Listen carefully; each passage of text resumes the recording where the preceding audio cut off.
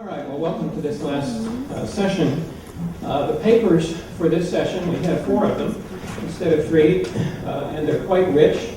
They have one thing in common, and that is they focus on China or South Asia or Southeast Asia or the Russian Federation.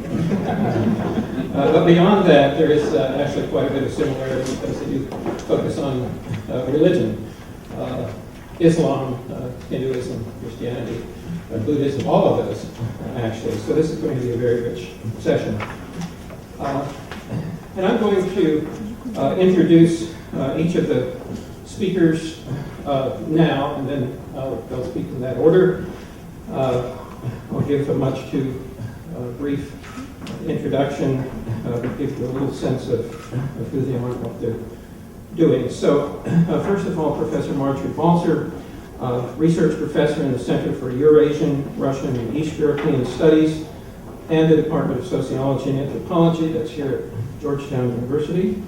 Her research focuses on social theory, interethnic relations, religion, growth of nationalism, and anthropology of the Russian Federation.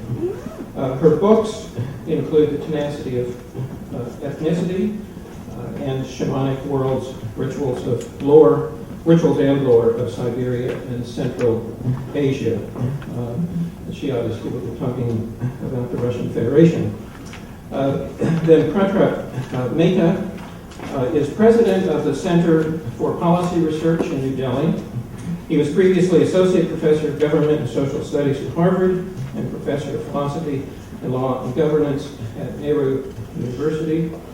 He has published widely in the fields of political philosophy, constitutional law, religion, society and politics in India. His most recent book is Public Institutions in India, Performance and Design, so he will be talking with us about India. Charles Keyes is professor of anthropology and international studies at the University of Washington. His research focuses on the Buddhist world of Southeast Asia, where he's lived and worked in Thailand in particular. One of his main concerns is the relationship between ethnicity and nationalism in that region. His major publications include Cultural Crisis and Social Memory, Modernity and Identity in Thailand and Laos, and Asian Visions of Authority, Religion, and the Modern States of East and Southeast Asia. So that's his part of the world for this afternoon as well. And finally, David Owenby, professor of history at the University of Montreal, director of its Center for East Asian Studies. His research focuses on the historical evolution of religion and society in China and its contemporary legacies. He's explored the history of Chinese secret societies, as well as the past and present relevance of millenarianism in China. Major publications include Brotherhoods and Secret Societies in early and mid-Qing China, and Falun Gong, The End of Days. So without further ado,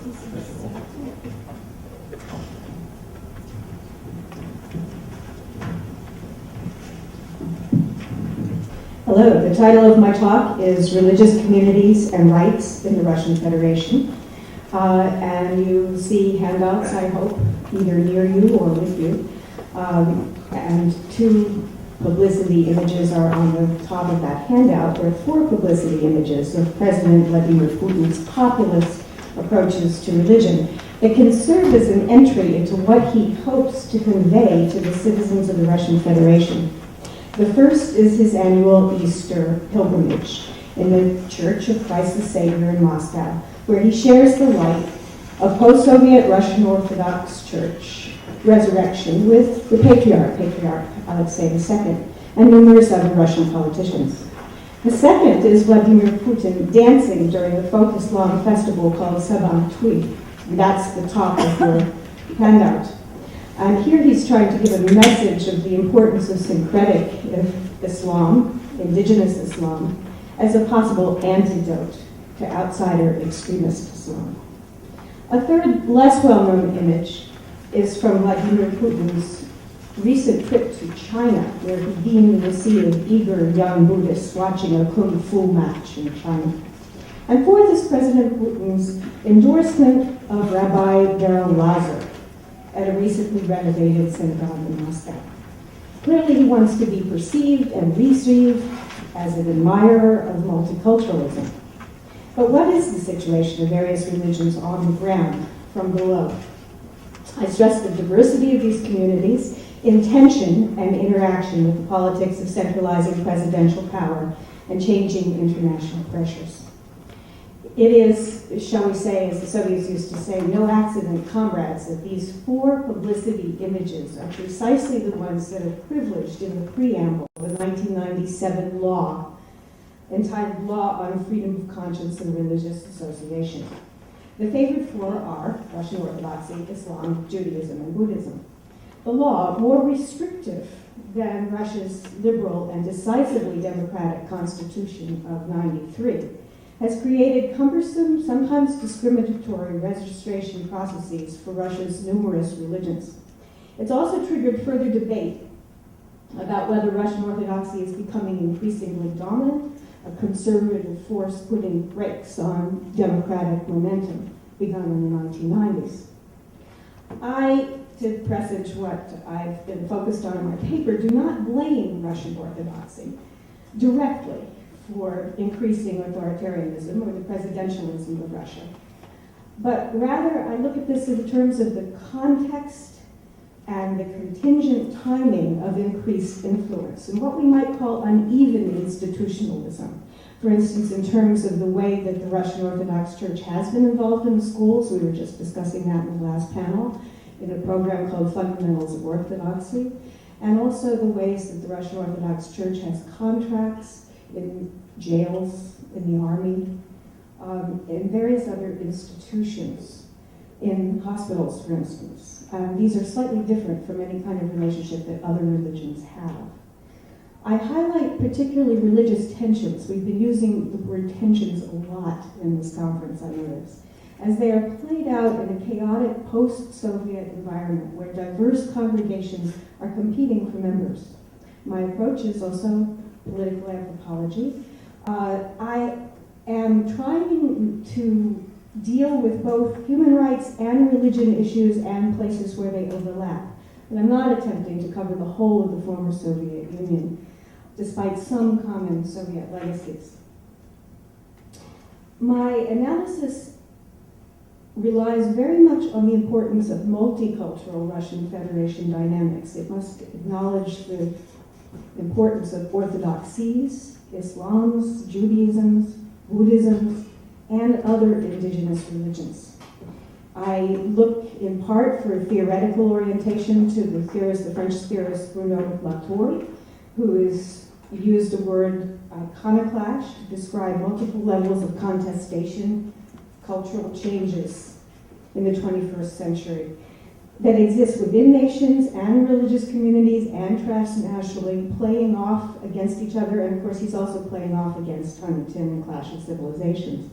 He allows for the possibilities of negotiations among civilizations, among cultural groups diversely defined. This can sometimes go in non-liberal directions. For instance, the cooperation between Muslim and Russian Orthodox leaders in joining to condemn efforts of the Russian gay community to organize parades in the last 2 years. Or more positively, but sadly ineffectively, ecumenical efforts to publicize and curtail human rights abuses in Chechnya. And sometimes these efforts have been led, incidentally, by a Russian Orthodox bishop, Archbishop Fairfan. There are secular as well as religious human rights organizations that have been arguing for the importance of rights in Russia at a time when the abuses have been, unfortunately, increasing. There's a huge range. And I'm looking not just at US models, or really not at US models for this, but rather for the Helsinki Charter of '76, or the UN Declaration of Human Rights of '48, or the European Court of Human Rights. And these are things that Russia has signed into. If you're looking at the way that these abuses can be kind of organized or typologized, I think probably the Chechnya and North Caucasus war zone atrocities are at the top of the list. Then state curtailing of civil rights, additional overt illegality that goes unpunished, social bigotry cases, and symbolic violations. The symbolic violations can be quite significant, since they may well indicate emerging patterns that develop or feed into social bigotry and outright criminality. The Chechnya War, in turn, has created cadres of disillusioned Russian youth who have returned from the war to far-flung regions, often polarized and sometimes hardened into anti-Muslim gang members or corrupt local police. So these categories interrelate, sometimes in negative, synergistic ways. Perceptions matter, so that when a street incident of Islamophobia or anti-Semitism is categorized by the police as mere hooliganism, it sends a signal to some that bigotry may be overlooked and some kinds of religious nationalism may be rewarded.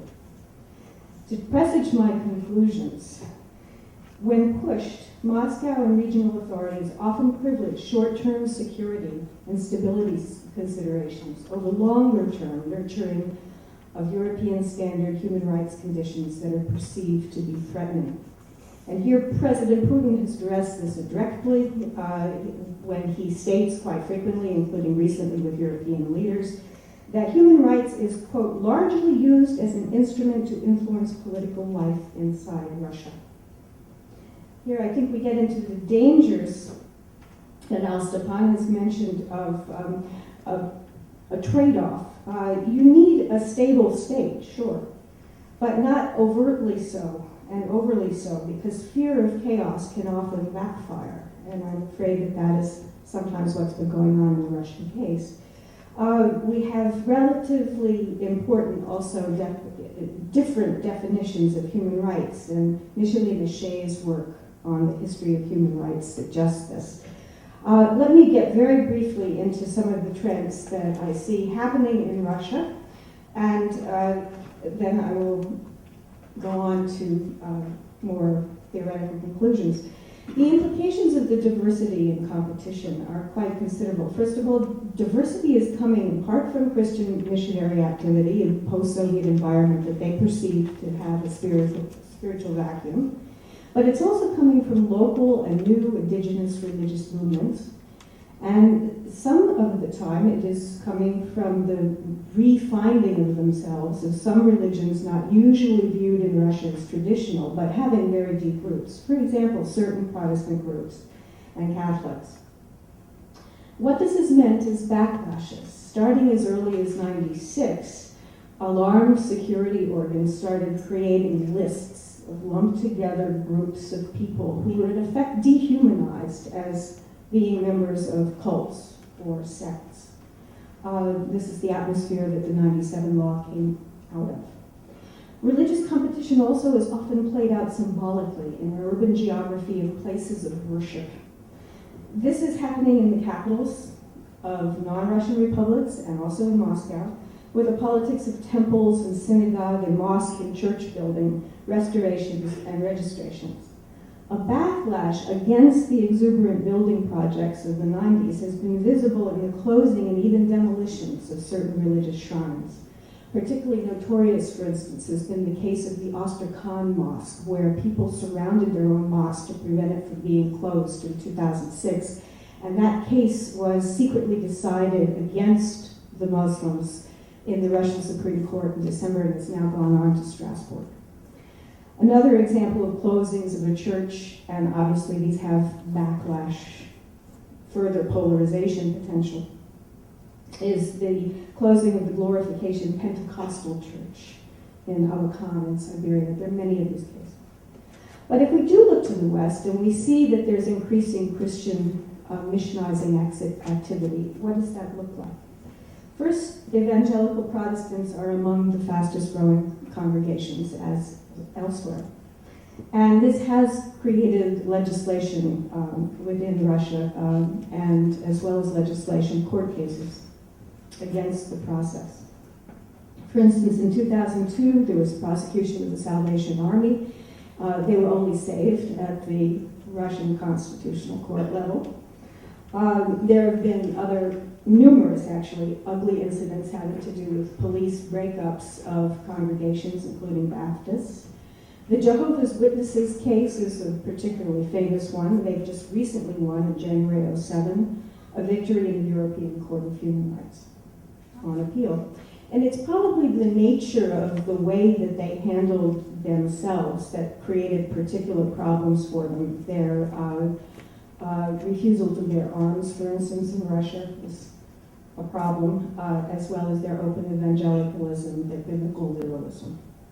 But probably the most serious perceived Christian rival is the Catholic Church, given its associations with threats, as perceived by some Russian authorities, from the Vatican and from Poland, and their influence in Ukraine. Now, in 2002, this long-term and festering historical rivalry burst into a publicity uproar, with the Patriarch protesting Pope John Paul's official upgrading of Catholic dioceses. Russian Orthodox Church issued a formal statement condemning perceived Catholic provocation, but also stressing the Catholic West and the Orthodox East could and should cooperate in common Christian witness. And we have seen just recently, just this week, that Putin came and had a visit with the Pope and is in the process of trying to make the relations better. There's been some cooperation in addition over issues of health and AIDS.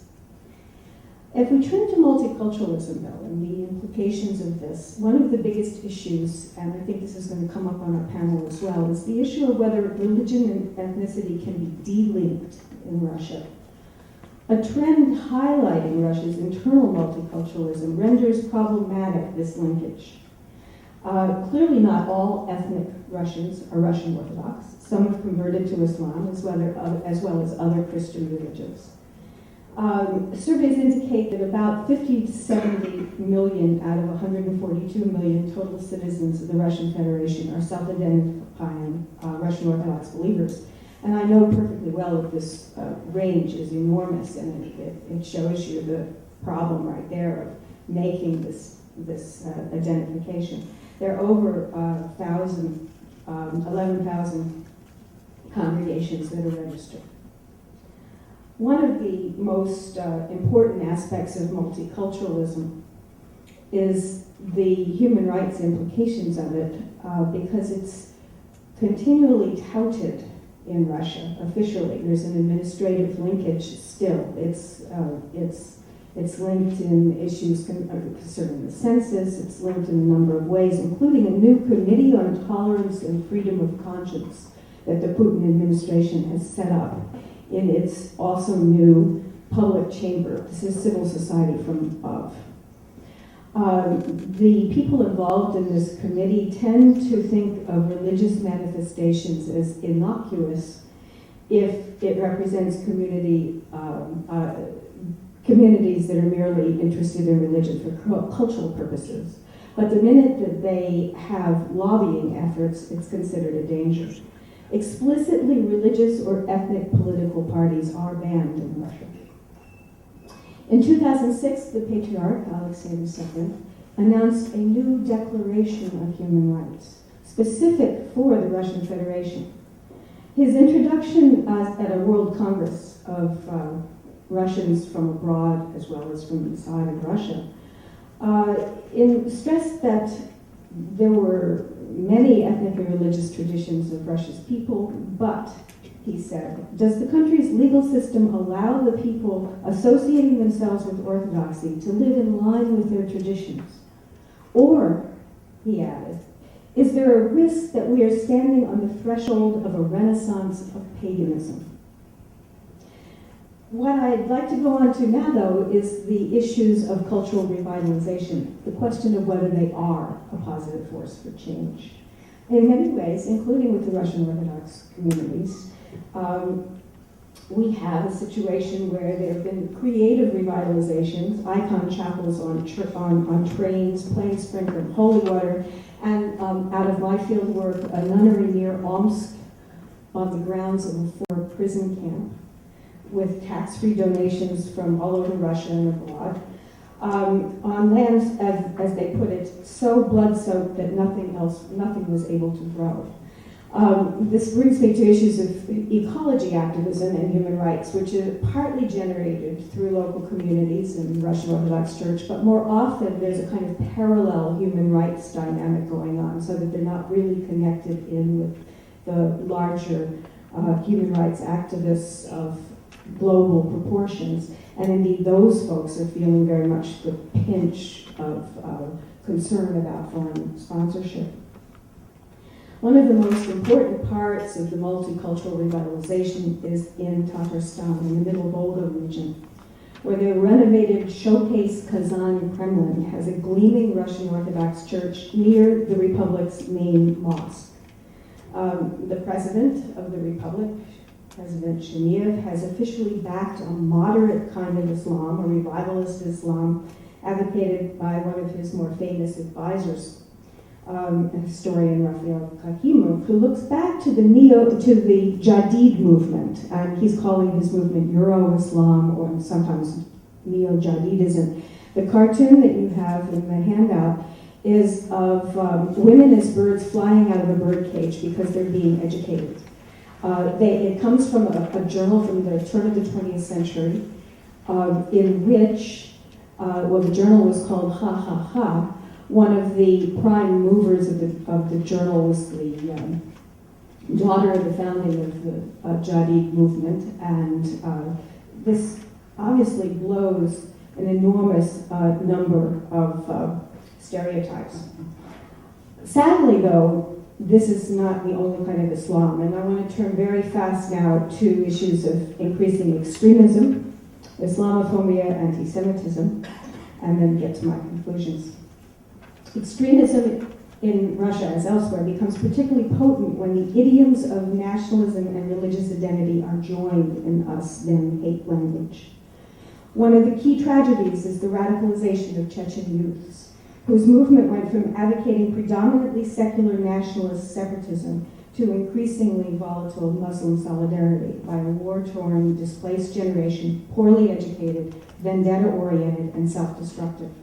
The bitter fruits of today's Chechnya, or sometimes called Ichkeria, can be seen in the regime of the new president, Ramzan Kadyrov, known for his personal ruthlessness, assassinations, corruption, filtration camps for those defined as disloyal, and for switching sides in the two Chechnya wars. His extreme human rights abuses were exposed in part through the valiant reporting of Anna Politkovskaya, murdered in 2006. For Muslim communities, whose members number about 20 million, another grievance has been the closing of a very important Russian-Chechen Friendship Society. In that case, has also gone to Strasbourg. Let me now turn to my conclusions. One of the most important aspects of looking at Russia is trying to get a kind of balance. It's got to be better than just simply making generalizations about human rights and state wrongs. Russia's religious diversity can and should be celebrated, despite its manipulation and politicization. The image of priests exercising St. Sophia Chapel in the courtyard of the Soviet KGB building is a marvelous, shall we say, iconic example. It's delightful. It's the last of your images. But what is important here is also that much of the territory of Russia, particularly the Volga region, has historically been the site of multi-ethnic and multi-confessional mixing, of religious tolerance, of the sort that the Chinese historian Prasajit Dwara calls soft boundaries. And so, precisely for this reason, any trends towards the hardening of us-them boundaries, towards polarization and radicalization, are disturbing. Any human rights discussion sensitive to the perils of imposed Western imperialist values on other peoples needs to consider how citizens within a given country respond to the state-level use of us-them discourse concerning spies, fifth column infiltrators, outside agitators for internationally connected religious groups. The continued existence of secular human rights communities shows that some democratic dynamism is still viable despite President Putin's attempt to curtail, control, nationalize human rights in his own image. Public protest is increasingly rare and likely to end in arrests. The analytic challenge becomes determining the extent to which xenophobic thinking has become mainstream in Russian society, most notably among Russians whose increasingly popular slogan has become Russia for the Russians, with the added assumption that Russians should be Russian Orthodox. Perhaps vocal Russian nationalist minorities have not yet hijacked a national agenda of tolerance and international, including ecumenical communication, but they are increasingly strong. I am indeed concluding, and one of the most important aspects of this, if we talk about it in terms of globalization, is again that timing and contingent conditions are crucial. Russian Federation citizens are not unique in struggling towards a balance between international definitions of human rights and concepts more tailored to indigenous national traditions and national identity protectionism. Soviet propaganda defined human rights to stress the importance of the right of people to work and to be free of religious propaganda. Today focuses on the rights of citizens to be free from outsider religious pressures and from immigrant terrorism, as it's defined. Part of this leads to ethical questions of proselytizing in conditions of poverty and crisis in a perceived spiritual vacuum. Marginals and disillusioned of Russian society have been growing at the same time that others are wealthier in increasingly conspicuous ways. A notorious income gap has accompanied numerous expectation gaps, providing precisely the context for increased religiosity in conditions of uncertainty that Pippin Norris and Ron Engelhardt have described. Into this context of heightened vulnerability in Russia have come Christian and Muslim activists, some more sensitive than others to personal tragedies of their potential converts. Styles range from careful admonishments about not proselytizing in soup kitchens to more aggressive exploitation, including some notorious stories coming out of the aftermath of the Beslan school tragedy. A combination of legal environment requiring registrations and some tense on-the-ground encounters has led to increasing numbers of Christian and Muslim activists being chosen for missionary work from inside of Russia rather than from outside the country. My final words. Sociologist Brian Turner, working in Asian contexts, has addressed the core issues of vulnerability and human rights in a slightly different way. He sees tensions between the national sovereignty and universalistic claims of human rights as crucial to how human rights defense for our most vulnerable social groups can be activated today. Inspired by this dialectical perspective, I would stress the importance of multiple actors, the potentially positive synergism of grassroots community activists and intelligentsia, of broader religious communities, of ecumenical activity in matters of war and peace, and of state protection against hate crimes. When things go wrong, pressures from international community and venues like Strasbourg are crucial. This kind of strengthening of civil society in many integrative levels has not been happening in Russia. Long-term intensification is not evident when any president makes defensive statements correlating the need for a nuclear shield for his state's material security and the protection of the traditional faiths for its spiritual security.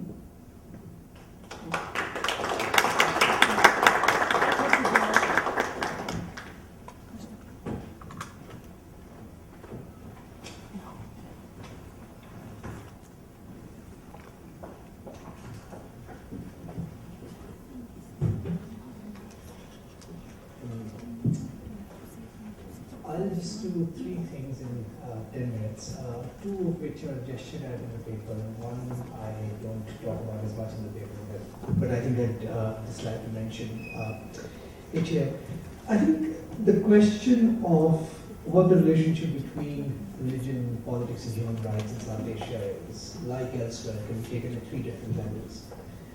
The first, we can take a long-range historical perspective, and I think the editors of this volume are to be congratulated, because I see part of the subversive purpose is to move away from Whiggish histories of the development of human rights practices in the West itself, so that we don't see the evolution of human rights practices as a story of simple, neat ideological shifts, where a constellation called religion somehow gives way to or is made compatible with the constellation we call human rights. Yes, there are these ideological struggles and contentions, but how human rights regimes actually emerge is a product of lots of complicated conjunctures of sort of history, structures of power, and so forth. And I think focusing on the practices, I think draws attention to that fact.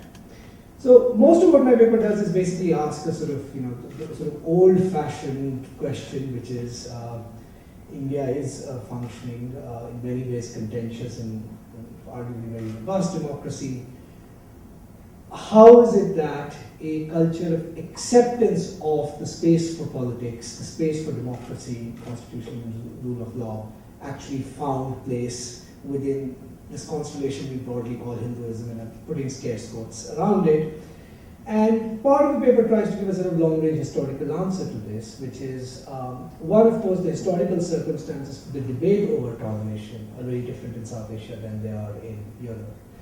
In the sense that, although there are acts of violence, obviously in Indian history in some ways, the discourse of human rights doesn't emerge out of against an articulated discourse of intolerance, theological intolerance in particular, that it does in the West. So you could argue that India neither has a discourse of tolerance nor does it have a discourse of intolerance. I mean, in that sense.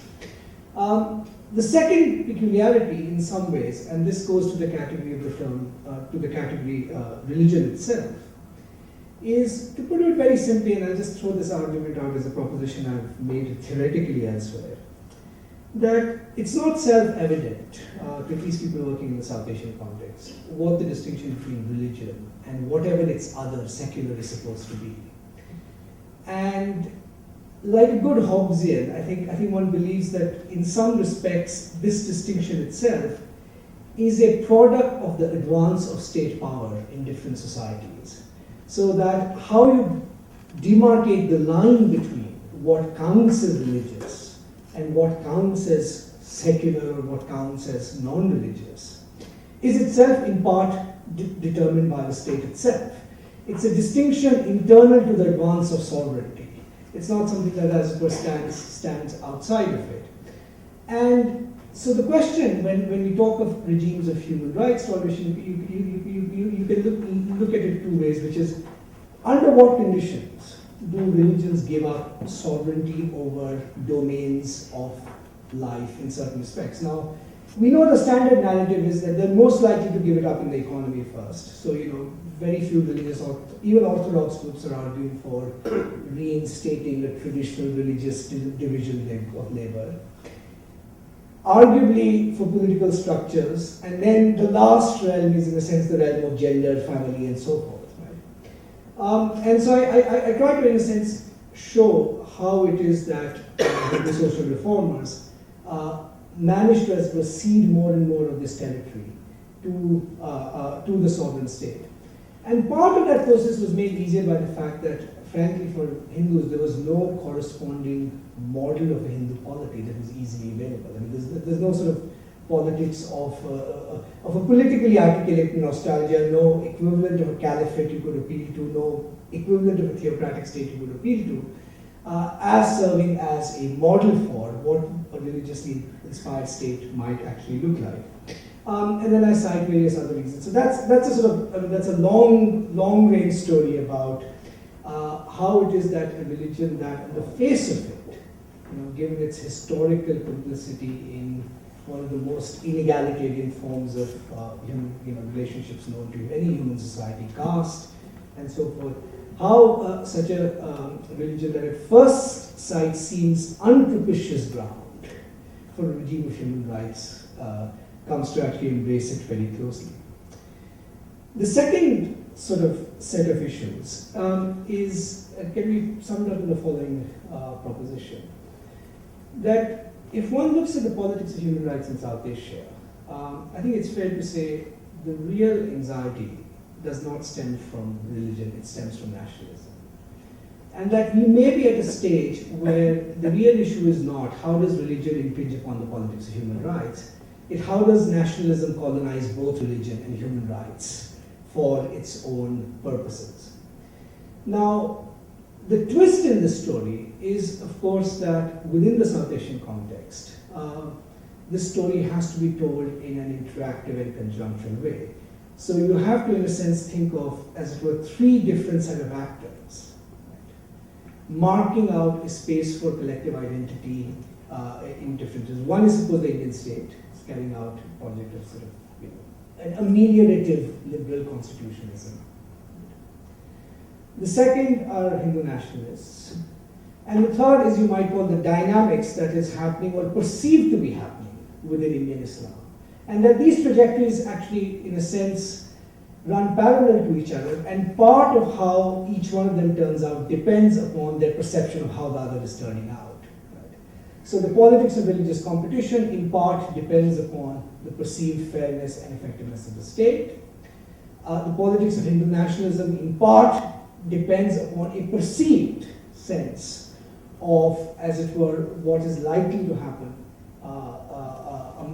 within the community of Indian Muslims, and vice versa.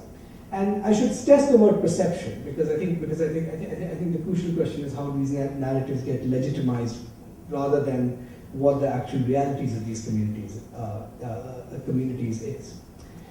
But one of the processes that I think has happened in parallel, and this is the point I want to stress in the evolution of modern Hinduism, is that the very same process that leads to a drive towards great internal social reform also leads for the first time to the creation of a consolidated pan-national Hindu identity. That the more religion is, in a sense, disembedded from local practice, local variation, and so forth, right, the more it becomes like a totem of identity in some respects, rather than a set of practices that has variegated local color and so forth.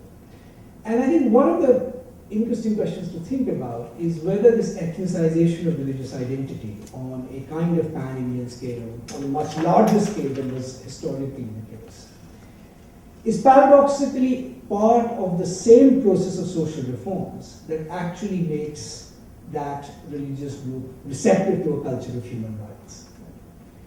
Now, with respect to Indian Islam, I think you can actually see a similar process beginning to take place at the moment, which is in the last 3 or 4 years, after a fairly substantial gap, the politics of the reform of Sharia within the Muslim community has actually acquired not only great urgency, but lots of sort of different steps have been taken.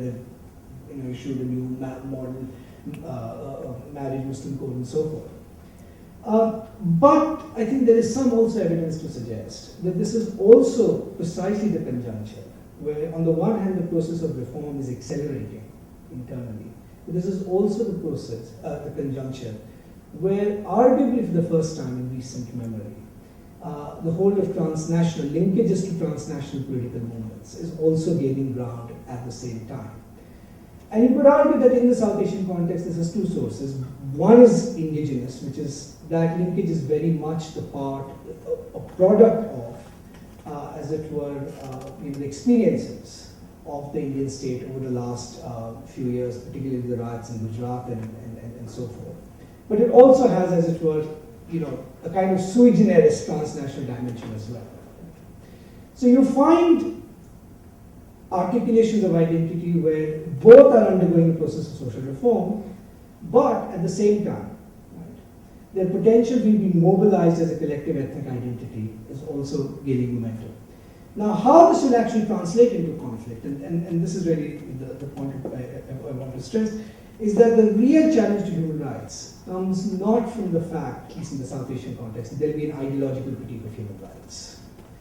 It will simply come from the fact that there will be the creation of a politics of othering, so to speak, right, where different religious communities, and encyclicity of Hindu nationalism, will appropriate all the trappings of modernity, including human rights. At the same time, create a hierarchy of privilege in terms of one community's relationship to another. And challenging that relation, or managing that relationship is going to be the most serious challenge for human rights politics, rather than, as it were, wresting human rights from the space of religion. Third, in a sense, final point, and this is just a sort of little foot, which is in terms of just extending this argument, I think the two issues in which this politics is actually going to play out. One, you're beginning to see it already, is I think the only article in the Universal Declaration of Human Rights of which there is an explicit ideological critique in Indian politics is the article on freedom of religion. Not against the freedom of religion, but the interpretation of that article which says freedom of religion means the freedom to proselytize. It's interesting that state government after state government, whether Congress or BJP, in fact more Congress than BJP, are passing anti-conversion legislations. Right? So that's the only article, I think, in that list, in that UN list, that is going to be a serious bone of contention in years to come, and I give the sort of the history of that. And the second issue, this comes from what I've already gestured, is I think the real challenge for human rights politics is going to be how to manage an ethics of religious exchange in a context where, paradoxically, there's both acceptance of international human rights norms and regimes and all the trappings that come with it, yet at the same time, the potential for mobilizing religion in the form of some kind of identity claim. Now that's something that I don't think can be resolved by legal instruments alone. So it's not a question of instituting simply the right regime of human rights politics. It is actually the much harder challenge of creating ethical and political practices that can allow religious exchange and interactions amongst different communities to be better managed in ways that are propitious for human rights.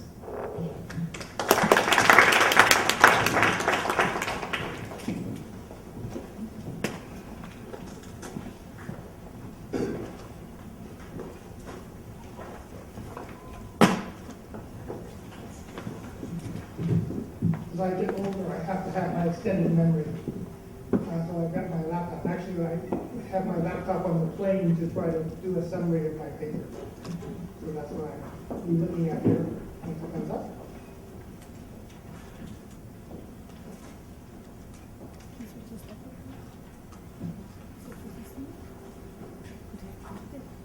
I think I don't do the rituals right. Let me begin by saying that I think that in talking about Buddhism, I'm talking about a very different religion than most of the religions we've been talking about. Certainly, my own teaching about comparative religion, when I teach, I always start by saying there's a fundamental difference between the Abrahamic religions and Buddhism and Hinduism, because the Abrahamic religions start with a cosmology. What is fundamental to the Abrahamic religion is your relationship to God. In the Hindu-Buddhist traditions, the religion is fundamentally psychological. It is your relationship to yourself. And this creates a very different type of religious tradition. In looking at the relationship between Buddhism and human rights, I've taken the lead from a professor who was at the Goldsmith College, University of London, who was a professor of Buddhist ethics, who says that in Buddhism there is no, you cannot find in Buddhist doctrine a set of rights that we could say are the basis for human rights. Rather, he says, and I think this is interesting, I was talking last night with somebody, one finds a set of obligations that translate into rights. Those obligations are, again, what you take as an individual. Those obligations begin with the 5 precepts that are fundamental to all Buddhist practice, no matter what Buddhist tradition you belong to. I should really say the first 4 precepts. The 5th precept is that will not take that which will cause heedlessness, really is something leading towards the disciplining of the mind in a different way than the first ones, which are disciplining of the body. These 5 precepts, I'm going to start reading those. I undertake the precept to abstain from taking life. I undertake the precept to abstain from taking what is not given. I undertake the precept to abstain from wrong conduct and sexual desires. I undertake the precept to abstain from telling lies. Professor Kuhn says that these 5 precepts lay the basis for a set of rights, because these are all defined in reference to what one does with regard to other people. They also involve rights that other people have. If you have the obligation not to take life, other people have the right to life. If you have an obligation not to steal, other people have a right to property. If you have an obligation not to engage in to follow your sexual desires, others have the right to the sacredness of their body. If you have the obligation not to tell lies, other people have the right to truth. So I think he starts off, and I quite agree, that there is in Buddhism, in the Buddhist tradition, fundamentally there is in the Buddhist tradition, there is a set of rights that can be found as the basis, or can be seen as the basis for human rights.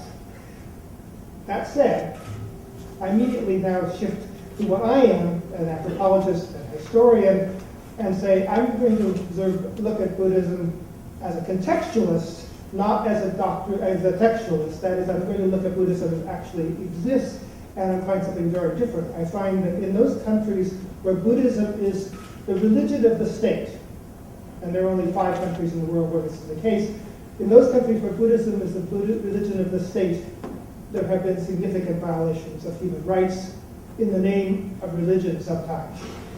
Those 5 countries. Those 5 countries are Sri Lanka, Thailand, Burma, or Myanmar, as the government wants to have it called today, Cambodia, and then Bhutan. And I'm not going to talk about Bhutan because it really is a very different situation, although in fact, I went to websites and found there's a lot of information about violations of human rights in Bhutan as well, which I hadn't expected. But anyway, I'm just going to talk about these first 4 countries, which are all belong to the Theravada Buddhist tradition. That is a tradition of Buddhism that Pali is a sacred language, the Buddhism of Southern Buddhism, the Buddhism which in the other tradition called Hinayana, which is not a term which the Theravadas will accept, because it's not the religion of the lesser vehicle, it is the religion of the elders. That is what Theravada means. These are the only countries in which Buddhism is today, and has been for some time, the religion of the state. Buddhism has never been the state religion in any Mahayana country except Tibet. And Bhutan, we can call it today. And of course, Tibet is not an independent country today.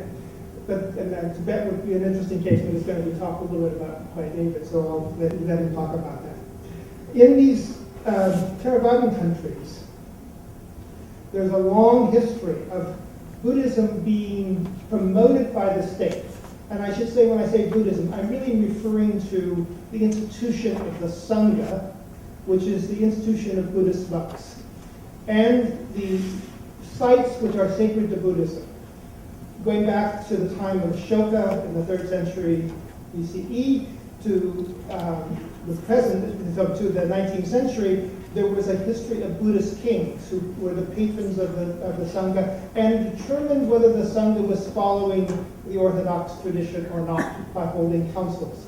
The 19th century, however, led to a dramatic change because 2 of the Buddhist countries were conquered and brought into the British Empire, that is Sri Lanka and Burma. And the other 2 other countries, Cambodia and Laos, were brought under the French Empire. But the first 2 are important because in those countries, the British abolished the monarchy. And this created a situation that has created attention to the present day. I would say, in some ways, both of these countries still have not fully come to grips with their post-colonial past, with their post-colonial present. The case of Thailand is different because Thailand was never colonized and it continues to have a Buddhist monarchy.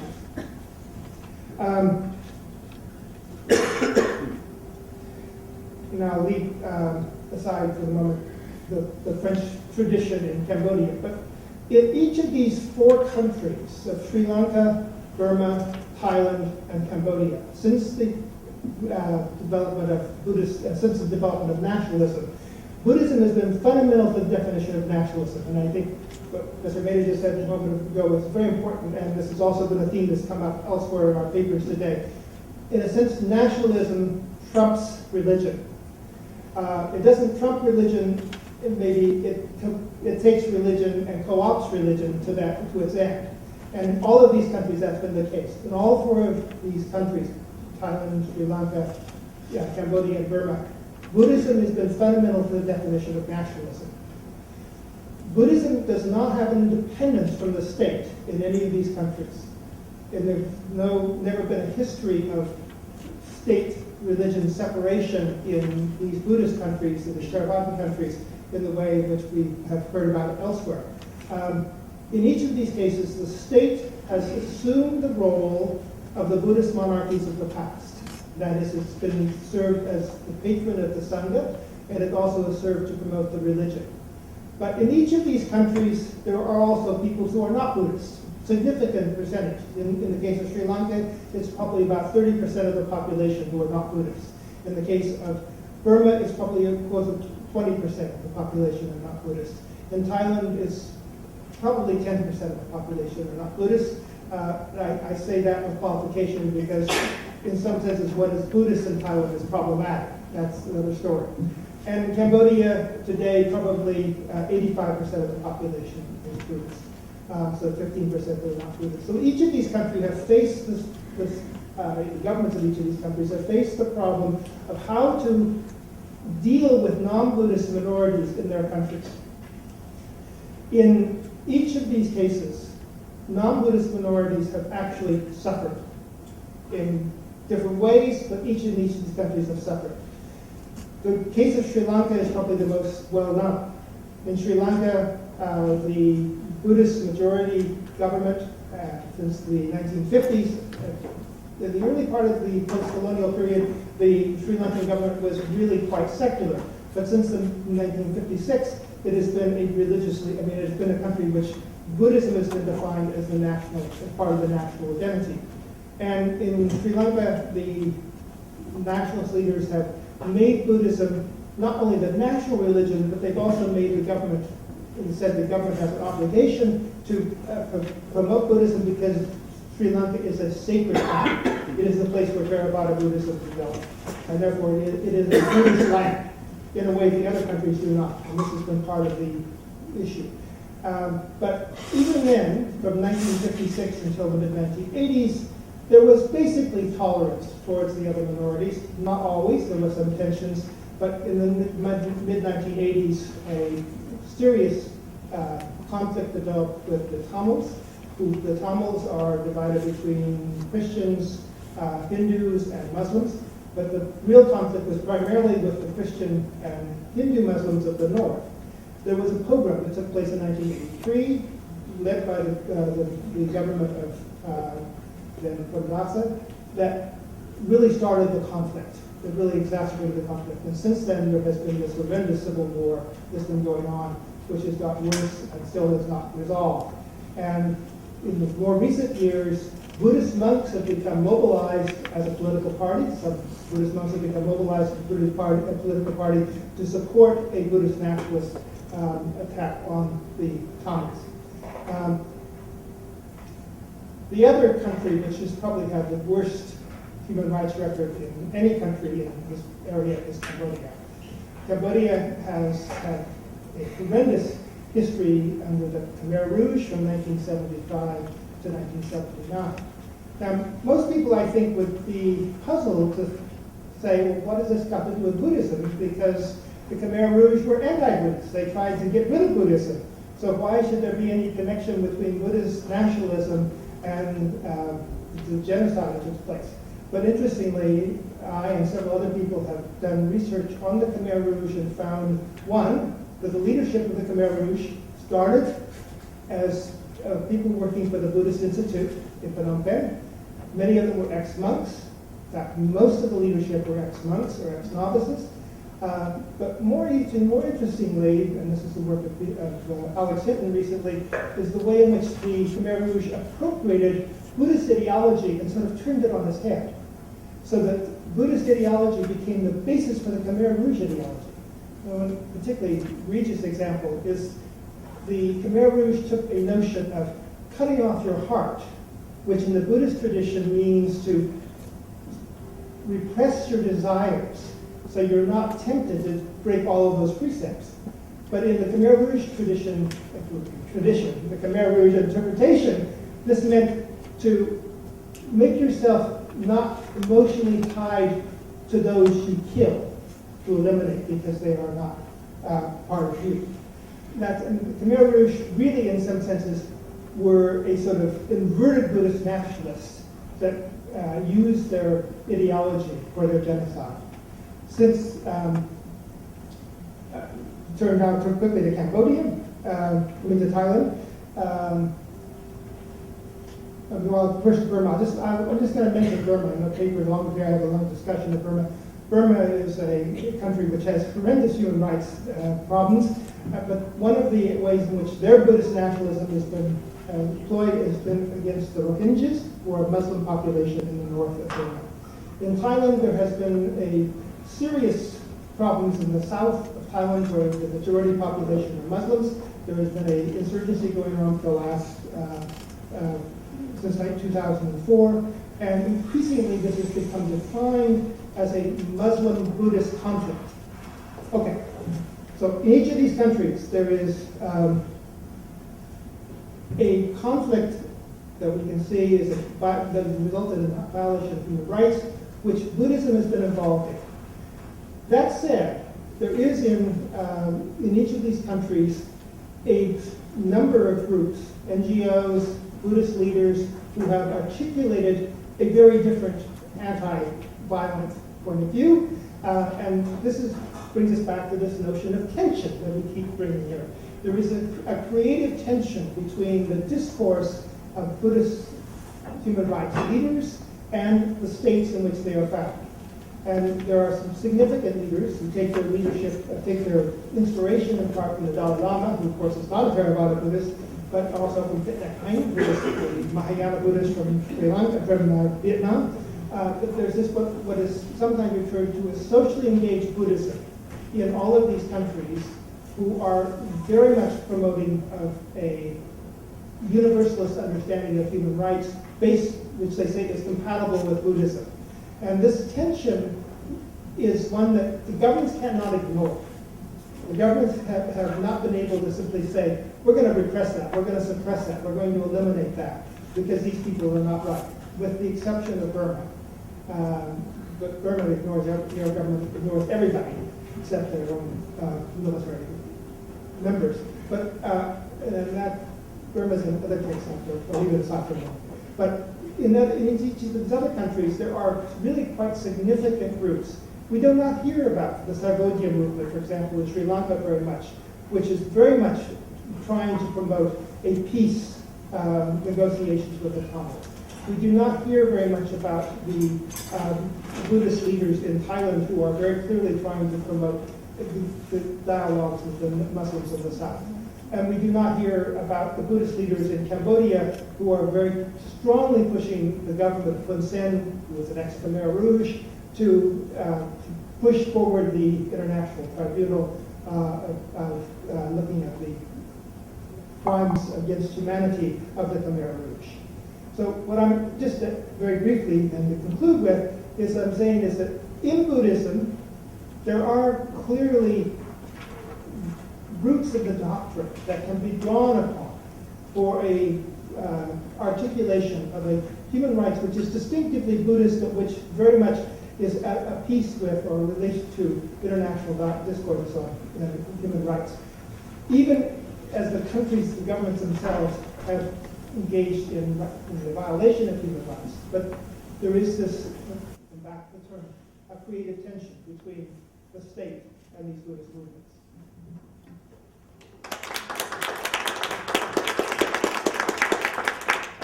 Okay, that is by reference to something that Kenneth Roth said last night. He talked about religion being seen almost universally as a haven. You mentioned Poland during the last years of the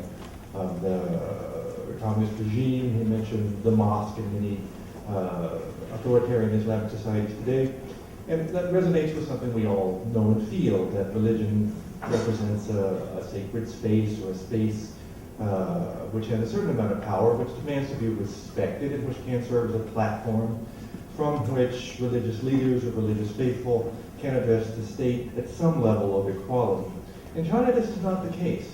I don't think that there is any church or any mosque or any religious place, religious site in China now, which could be seen as a haven. The state arrogates to itself the power to intervene without even asking questions. And I remember even in the course of my own fieldwork, very trivial examples to illustrate this. I was in the mid-1990s working in Christian villages in Henan, and I was always accompanied by a minder from the Religious Affairs Bureau, and there might be 2 or 3 of them.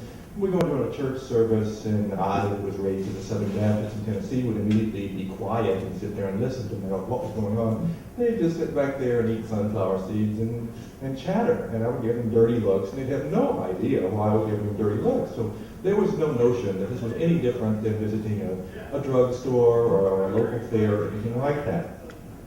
Now, there are various reasons for this, the most obvious of which, of course, is China's recent history of communism. There is, of course, the doctrine of atheism in the Constitution, China's Constitution. You're allowed to, it's written that you're allowed to believe and not to believe, and the not to believe is in capital letters, and it's clear that that's what you're supposed to choose of those 2 options. More important probably now, since China has more or less dropped all that. Formally, China remains committed to that, but really it's less important than it was some years ago. But many of the things we talked about today in terms of the institutions of expression of religiosity, be it political parties or pressure groups, that doesn't exist in China. So part of the reason that China is different from the other cases we've discussed today is its communist history. But the roots of this go back much further than the communist revolution. Ideas of religion, the very notion of religion, the word for religion, came into China in the late 19th century, early 20th century, about the same time that the word for human rights came into China as well. And both of these have been interpreted ever since their introduction, their importation into China, in a very statist, utilitarian manner.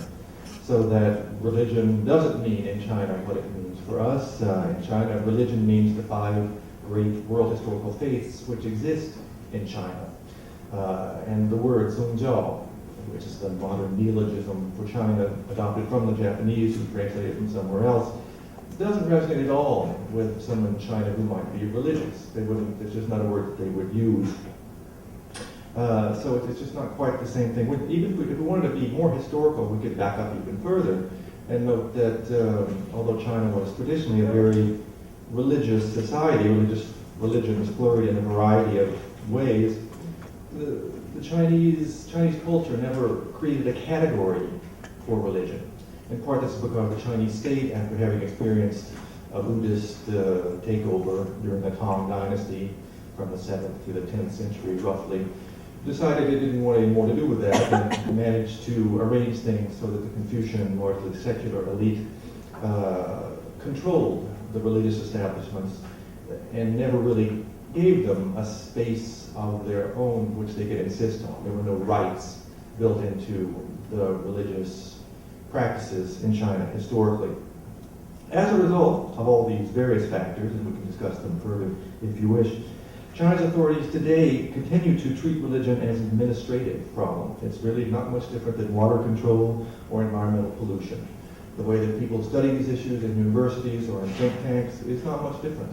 The tools that you need to manage religion are different from those of water control, but they're tools. You need to fear religion like you need to fear floods, but again, it's not a separate category.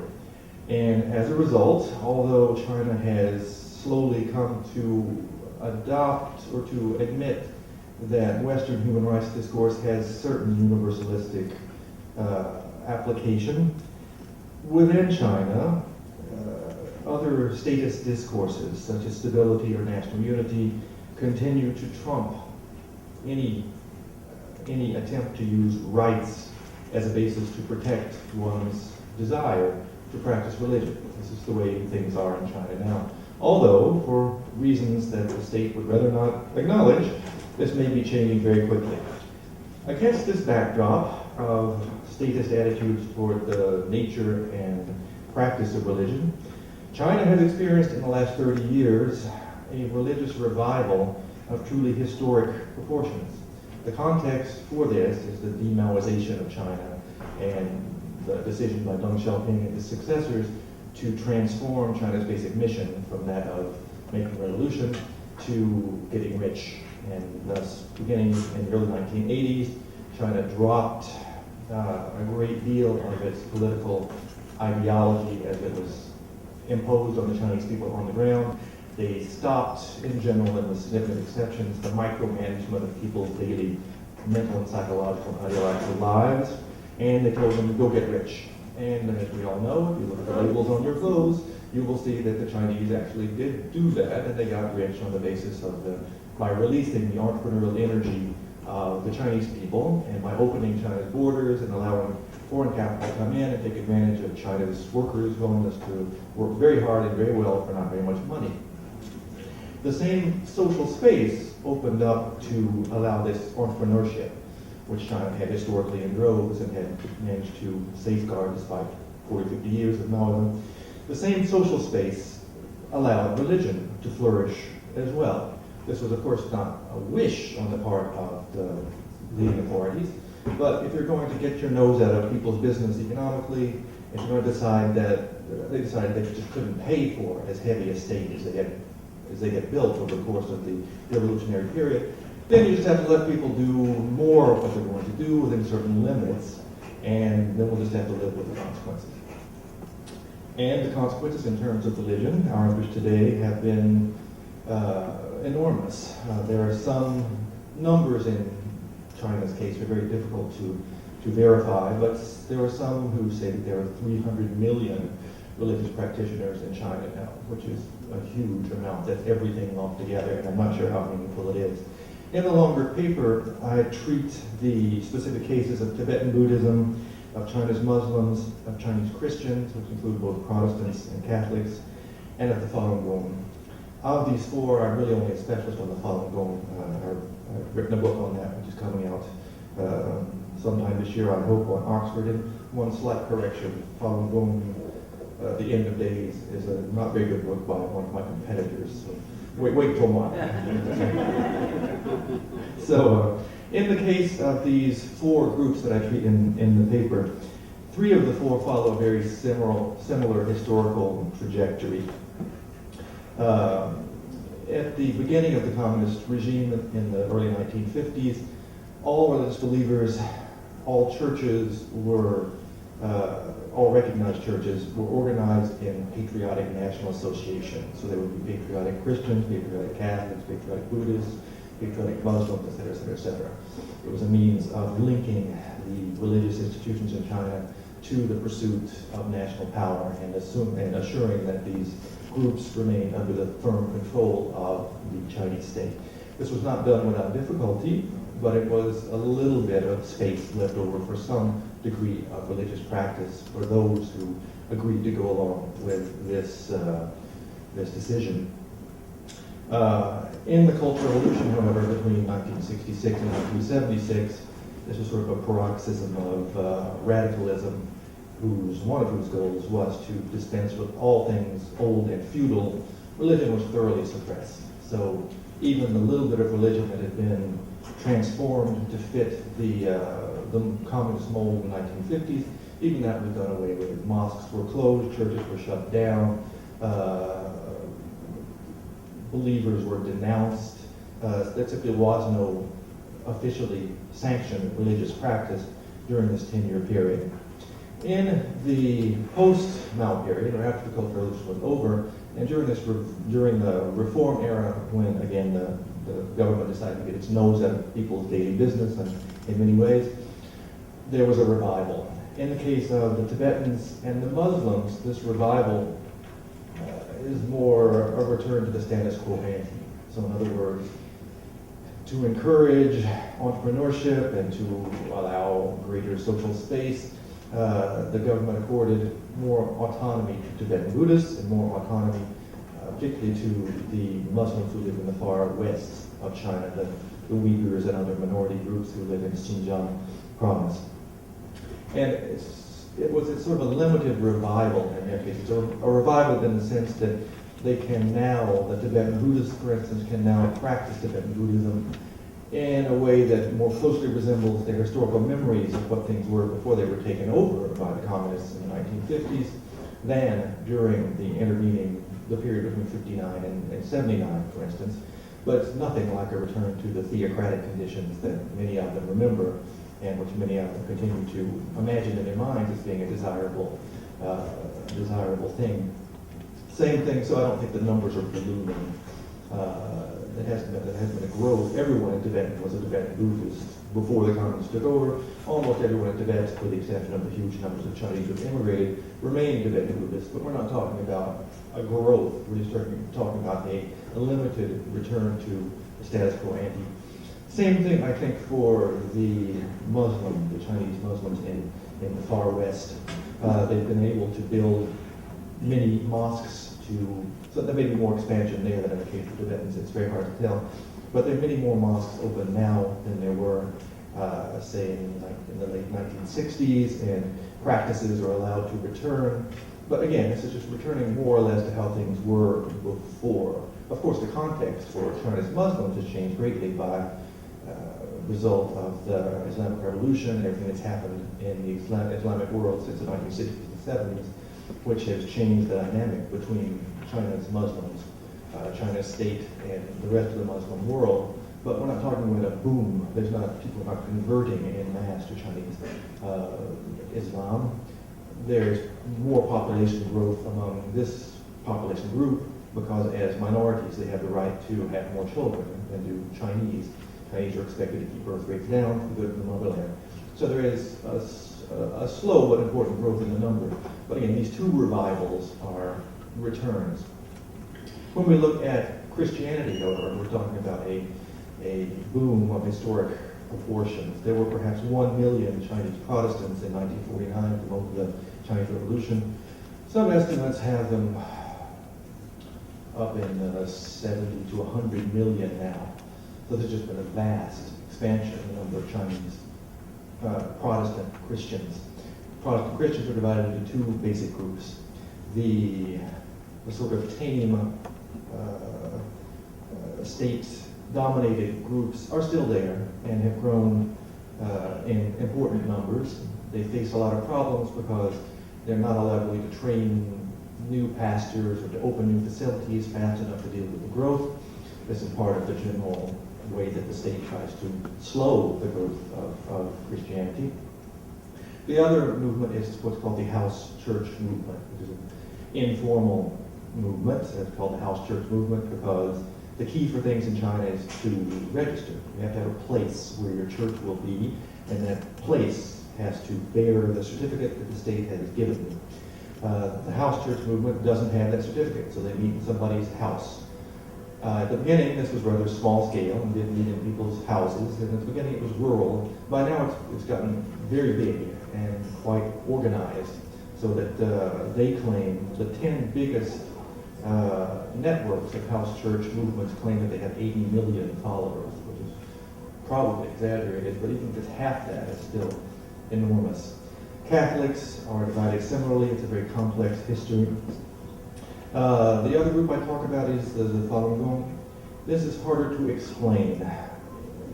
To my mind, the Falun Gong is a new religious movement, but it wasn't recognized as such by the Chinese state for a long time. Falun Gong was a form of Qigong at the very beginning. I don't know, does anyone know what Qigong is? These sort of movements that people make. Qigong was, although Qigong practitioners claim an ancient lineage. In fact, the term and the modern meaning of it was created in the 1950s by members of the medical establishment who wanted to save traditional healing practices in the face of rapid biomedicalization. So they went out to the countryside, they went to spiritual masters, They got meditation techniques and other techniques, and they cleaned them up. They got rid of the religious feudal language, and they turned them into something like biofeedback, say. This was a very tame thing in the 1950s, but after, in the conditions of greater openness of the post-Mao era, it became a mass movement. It got out of the clinics where they had been functioning before, and charismatic masters came out of the woodworks and built huge organizations of tens, if not hundreds of millions of people. Falun Gong was one of these. It taught both the gestures as well as moral practice. So the basic idea was that you learn how to be a good person and how to comport yourself both physically and morally to better yourself. And we can talk more about that if you wish. So all of these came together to create a situation of just vast numbers of believers. The way the Chinese state dealt with this was simply through a case-by-case effort to control. Again, the way they have tried to do it is by thinking in of water control. The more water that's coming down the river, you try to stick more fingers in higher dikes. There is no larger policy than that, although there may be movement toward a recognition that good religions are good for us, and then we have to expand our definition of what good religions are. But basically, the poor local cadres have a very vague policy issued at the center saying that good religions are okay as long as they don't get out of hand, but bad religions are nasty, get rid of them. And the poor local cadre has to decide for himself what that means in the face of newspapers that he reads every day and directives coming about horrible things happening elsewhere. In Tibet and in Xinjiang, of course, this overlaps with nationalist and separatist concerns and makes for very nasty confrontations between the state and local practitioners. As for Christians and Falun Gong practitioners prior to the big clampdown, this meant daily efforts of accommodation with local cadres who would start to take care of them. And when it worked, it was accommodation. When it didn't work, it was repression. And it was it's hard to imagine that this could go on like this without realizing that it's going to blow up at some point. What has happened, particularly since the Falun Gong campaign of suppression began in 1999, this was going on already with Tibet, is that exile communities connected to the religious communities within China are lobbying very much on the model of the Human Rights Watch. It was interesting when I was listening to Kenneth Roth yesterday, I realized where the Tibetans and the Falun Gong and the others have built their models. If you go on the Tibetan websites, the Tibetan Community and Exile websites, the Falun Gong websites, or any number of the Christian websites, or the Muslims too, they have a harder time getting good press. But they all try to lobby the governments around the world in exactly the same way that Human Rights Watch or Amnesty International does. In other words, they highlight instances of abuse, they bring the evidence of those instances of abuse to congressmen in Washington or to Parliament in Ottawa or Canberra or Strasbourg or wherever, and they say, look at this horrible stuff, they're obviously not respecting human rights, we have to do something about this. And what this means is that on a periodic basis, the issue of human rights, particularly as expressed in religious guise, is a very big problem for policymakers in both Chinese and their counterparts on the outside, because of the politicization of the issues and because of the skills in lobbying that the exile communities of Tibetans, Uyghurs, Falun Gong, and Christians have developed. To my mind, this is probably, there's no resolution to this. There's a lovely book on this edited by Carol Hamlin and Jason Kindle, I think his name is, where they basically say that the only way out of this is for both Chinese and Americans, there's a book about Americans, to realize how different the two societies are and to try to avoid inflaming the issues. But to do that, of course, they have to ignore the lobbyists and ignore the power of the Dalai Lama, ignore the power of religious right in the United States and the ability of various human rights groups to coalesce and bring pressure. And in the long run, what will happen in China, my fear, is that for these exile groups, they view the Chinese situation very much with our eyes. They have our human rights ideology, whether it's sincere or whether it's just language they've learned to enable them to lobby more effectively is hard to tell. But as China globalizes and as China becomes, as communications enable Chinese within China to be part of this larger global community, they too will come to share, at least in part, this vision of what they're living. At present in China, there's no way for a local Chinese Christian who's been beat up by a local cadre to claim rights. It just doesn't make any sense. You know, it's sort of like if you spank your 3-year-old. You know, I mean, it may be a bad thing to do, but he's not going to say, "Dad, you violated my rights." It's the same thing in China. There's just no point in doing that.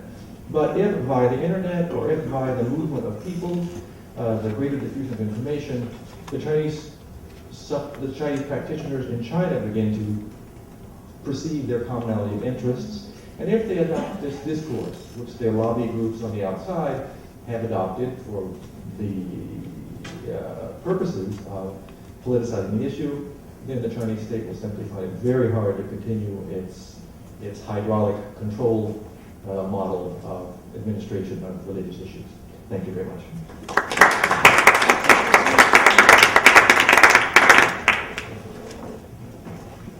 Okay, I just want to make one observation and raise 2 questions, and then I'll open it up for your comments.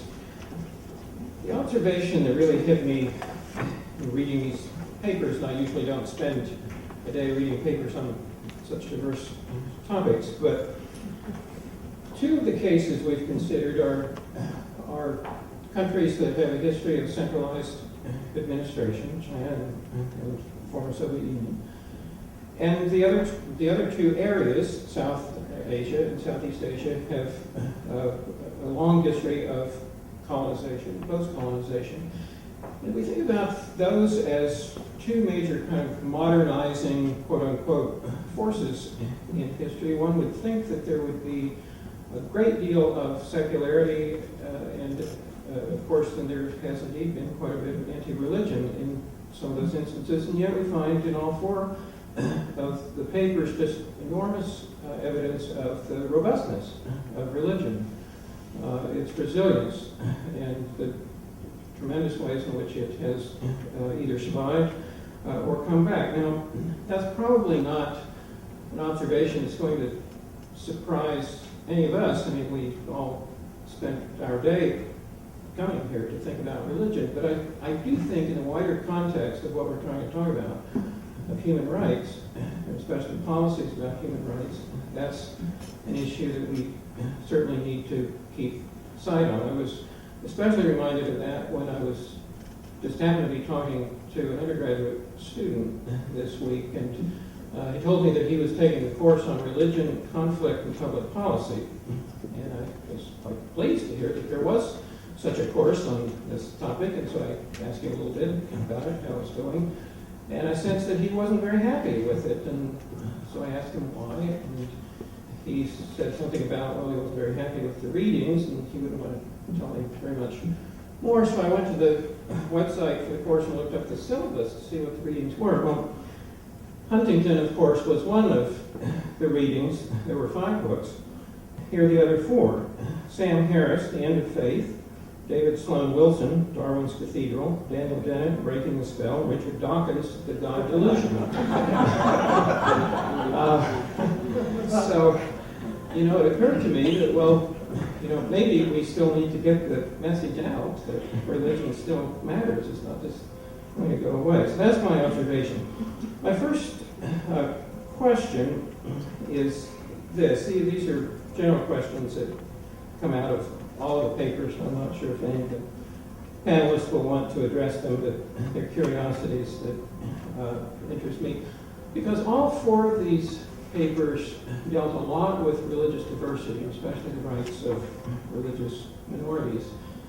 And for some reason, I found that surprising in one sense, because when Tom and I were thinking about what this conference might be concerned with, I don't think I, at least, was thinking that it would be focused so heavily on religious freedom issues or the rights of minorities. I thought we would probably be hearing a lot more about how religious communities, religious advocacy groups faith-based international organizations and so forth were advocating for other kinds of human rights, gender equality, legal rights, right of free speech, right of representation, concerns about equality and so forth. And yet we have certainly heard a lot about the rights of religious communities, especially in diverse settings. And so my question, I suppose, it might be almost framed as a hypothesis, and that is there some perhaps odd way or some historical reason to think that perhaps religious rights, the right to religious freedom, needs to precede some of those other rights? In other words, religious minority groups especially perhaps need to have full citizenship and everything that entails before then they have the freedom to advocate for other rights. I'm not suggesting that that's universal, but I would just raise that as a question as to whether there might be cases where that's true. And then my other question also has to do with the fact that religious diversity is so much a part of these four papers. And what I wonder is whether or not the Western conception of individual rights is the model through which these kinds of rights of religious minorities is going to be realized, or whether what we're seeing in many of these other contexts, including the ones that we've talked about earlier today, suggest that there might be alternative models of human rights, alternative understandings of human rights, perhaps alternative models of democracy. Just to make that a little bit more concrete as to what I mean, many of you will be familiar in the U.S. context with the Smith case of a few years ago. The Smith case was one that arose in Newark, New Jersey. Two Muslims on the police force, I guess it was, were fired because they wore beards, and so they sued and went all the way to the Supreme Court. Well, they won, but in an odd way. They didn't win because we somehow say, well, Muslims ought to have religious rights, or Muslims as a category ought to have rights just in the same way that Christians do, although one can kind of interpret it. But the technical grounds on which they won was that other police officers had to not shave for other reasons. They had had a skin condition, folliculitis, and so they couldn't shave. And so therefore, if you couldn't deny those people the right not to shave, then you had to not deny the right of Muslims. Well, that's a very odd situation when you think about it, right? But it really is a kind of extreme example of the way we emphasize individual rights in our country. And there are other cases, the Toyota case in Oregon could have been argued on rather similar grounds. Whereas in many other societies, perhaps France with laicization has been one example at least. There are ways in which rights of whole religious communities have been upheld, and insofar as we may think that religious communities have a communal or a corporate aspect to them, there may be certain advantages to that, and yet I think Charles Kaiser's papers, the longer papers suggested this, there are also some disadvantages, especially as different religious constituencies within a religious tradition then vie to be the official representative. So the question is simply whether there are multiple understandings of rights that may pertain. Well, let's open it up, and we have a microphone, so, and again, we'll follow precedent and take a couple of questions. Yes, you need to know who. I think you had your hand up first, and then we'll take both of over here.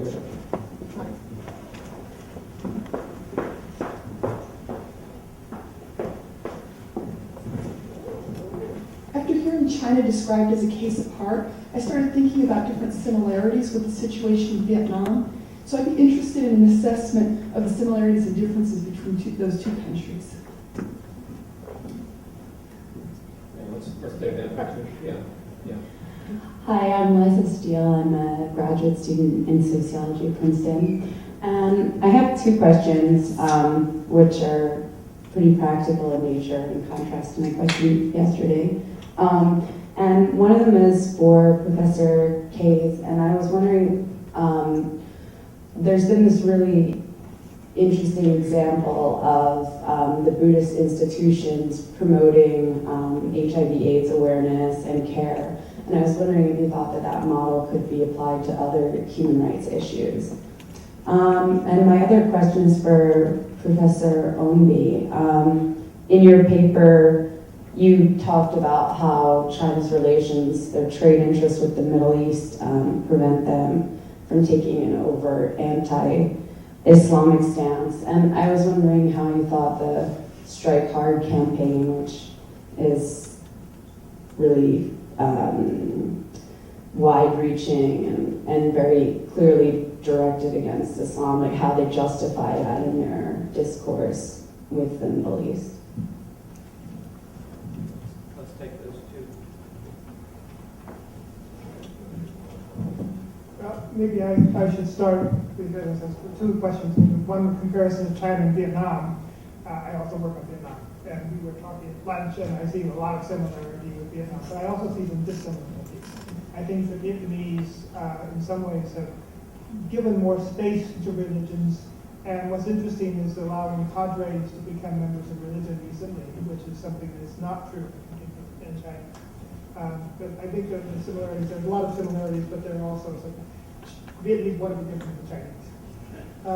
On Buddhist involvements with HIV/AIDS, yes, there are some movements, but again, this is like what I was talking about. This is not official policy to support Buddhist groups that are working with HIV/AIDS. I mean, the governments are not providing the support. It is the Buddhist communities themselves are making their locally based communities, particularly in Thailand and Burma. Actually, not at all supported by the government of Burma. In the Thai case, they are more facilitated, but they're not promoted. So there's, again, it's the local groups taking an initiative that is not necessarily state policy. I would say also, to regard that, the Thai government also promotes HIV/AIDS care, but they recognize that there's a real problem with hospice care. And that's where the Buddhist communities have played a good role. As for the Strike Hard campaign, this is just an it's a campaign that China recycles now and again, and sort of anti-criminality. In Xinjiang, it's been an anti-separatist or anti-Muslim extremist campaign. And true that it's not going to win them friends necessarily in the Middle East, but you have to see China as sort of like Egypt in the sense that they don't want to put a wall between China's Muslims and the rest of the Muslim world, because that would be, although that would be one way to try to ensure that there would not be influence coming in, wouldn't work, but they've done many things that have worked. So they will clamp down on what they see as separatists or extremists, but at the same time they'll finance or help to, or allow for mosque construction or allow pilgrimages. So it's not at all consistent. It's just a variety of things taken from a couple of menus. But in the old days, probably before China's material interests with the Middle East were so important, then they would have just tried to close the borders completely. But they decided that that's simply not working now. Okay. Yeah, Reva and Al. Thank you. Thank you. I have two questions. One to you, one about India and the other about China. Let's put this way. I can explain. So, and of course, it's related to this pan aspect in India that you developed. You were expecting that, I suppose. And how this pan aspect developed in abroad you talked about the reforms and the transnationals going together. What kind of connection are they between the two? Are they one precedes the other, or on human rights issues, on this kind of Western values that the Indian diaspora would develop and reinforce before supranational institutions and send to India? And it's the same kind of question related to the Tibetans in exile that you said. I don't know how spread are the Tibetan immigration or Tibetans in exile in the world, but there too, what kind of institutional connections they have, or what is their political force before what kind of institution that will have a pressure on China, or maybe not. So this kind of, and what kind of organization. If I may just say also one sentence to your remark about the minority rights and the recognition of Islam in Western countries, of course citizenship matters, and citizenship precedes these rights. And that's why they become a political force, to take into consideration for equal citizenship in this sense. Even though in Germany it's not totally legal citizenship, but social citizenship is so strong that it's impossible not to take into consideration their economic and social integration into the society and respond to their claim for recognition and on that inequality on this basis. Thank you. Okay. Now you have Back to you. A question for Marjorie. Enjoyed your paper very much. In my article on the twin tolerations, I commented that in communist Europe, there were many cases where we saw very significant protests launched by Catholics, particularly in Holland. And there were some launched by Protestants, particularly in East Germany. But there were no significant ones that we noticed by Orthodox. And our explanation for it, my explanation for it, was that probably they have a tradition of being associated with the state, heavily supported by the state, not great autonomy. And then, so the question is, one of the questions is that, all right, communism collapsed. And then two things are happening in the last 8 years anyway. An increasing authoritarianism under Putin on a whole series of levels, and an increasing informal support of Putin of the Orthodox Church. Question. Has the Orthodox Church made any major criticisms of this authoritarianism, either coming from, but I mean major religious leaders or major groups who are anchored in Orthodoxy? If not, why not? And a question partially related for Tom Farr, who's here. It's a question about the International Religious Freedom Act, passed in 1998, I think. There's a study by Fox in Israel, been creating a database for about 140 countries on the separation of church and state. And he has data for 1990 and data for 2004. What's interesting is that huge increase in every single Orthodox country in less freedom from minority religions in this 13-year period. Now, when you talk to some people, they say it's, in fact, directly related. With the exception of Ukraine. Exception of Ukraine, because they got four different religions there. Three dissenting right and a Catholic. The question, some people say it's precisely because of the passage of this Religious Freedom Act in the United States, then allowed a huge amount of American missionaries to come in a context where they weren't necessarily always open. And then European members of the European Union don't allow prostitution too.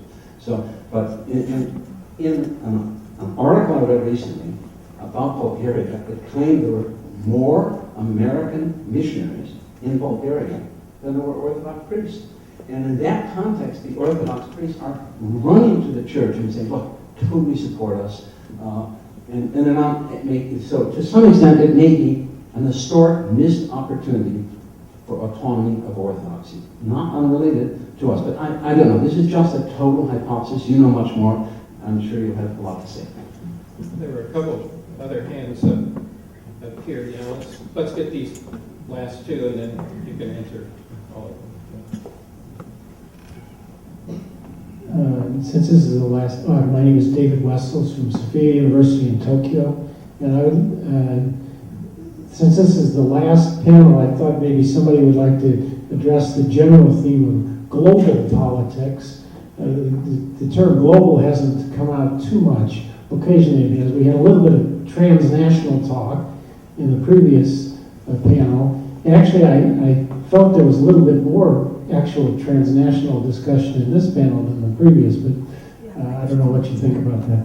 But I'd like you to comment a little bit more on the, let's say, global trends that are impacting on each of the various regions that you're dealing with. And one other very particular question, it's a little bit related to that. Dr. Mehta, you just mentioned that in India, I mean, let's say in traditional Hinduism, there's no significant understanding of intolerance or tolerance. And since the major discourses about rights concerning religion have to do with tolerance today, how does this fit in with global trends? How do we understand tolerance in a global context today? Last question.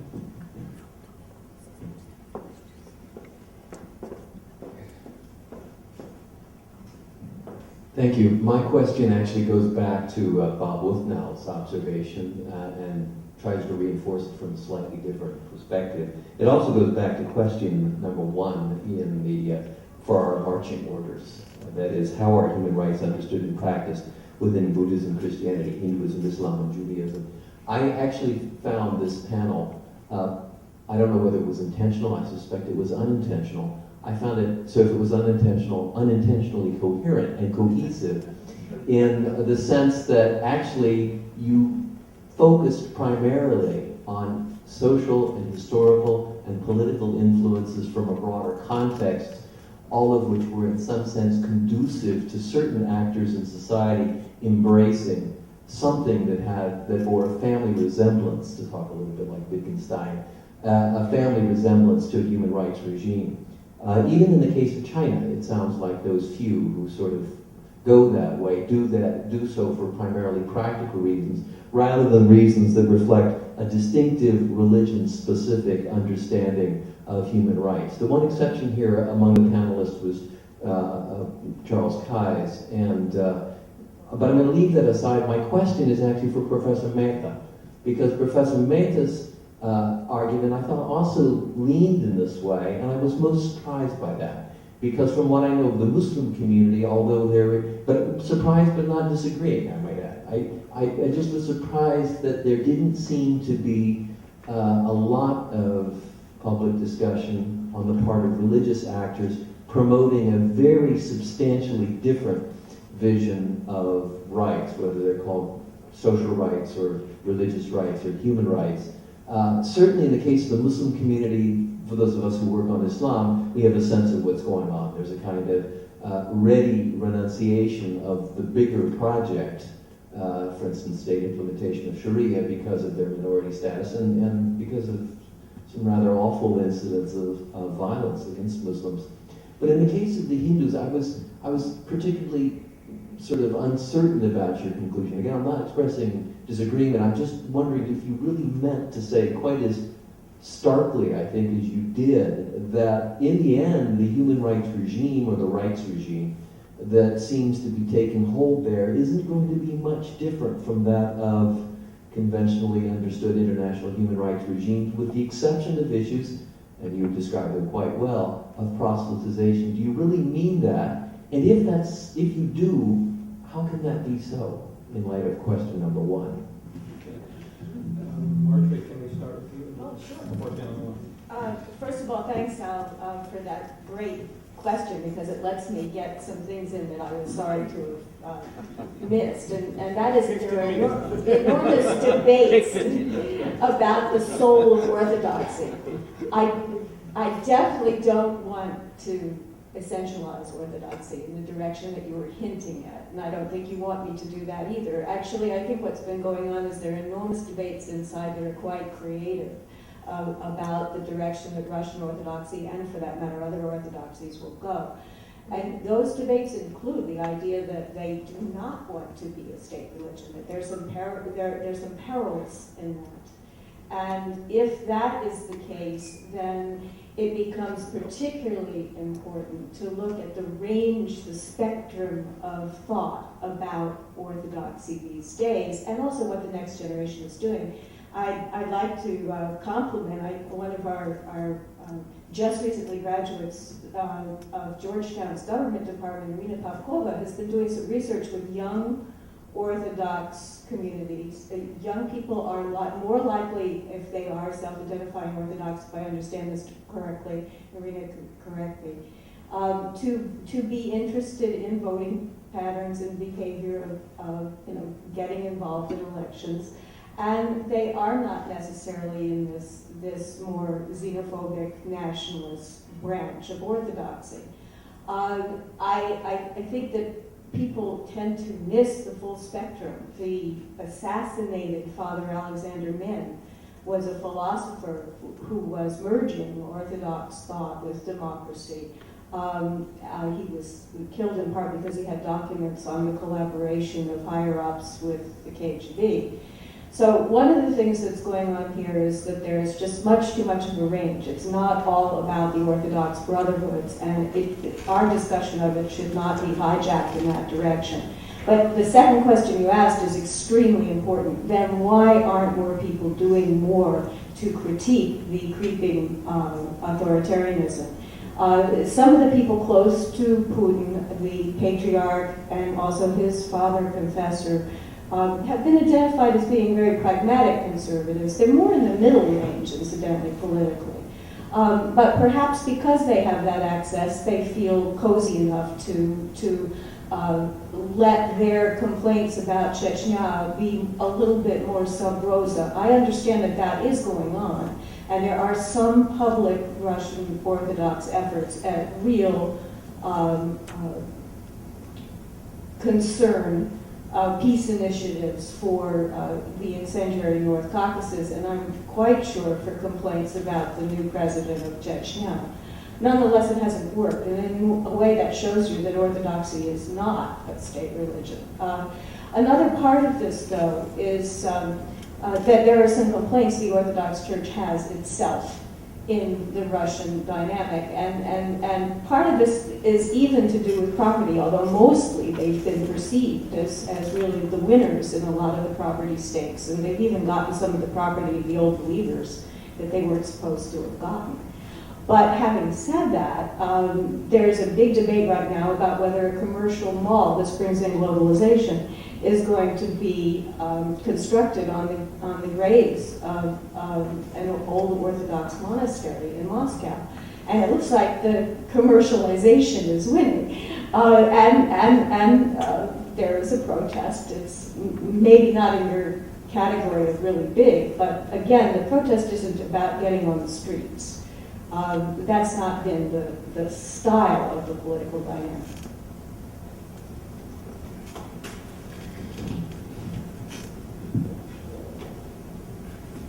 And sometime maybe if Tom could respond.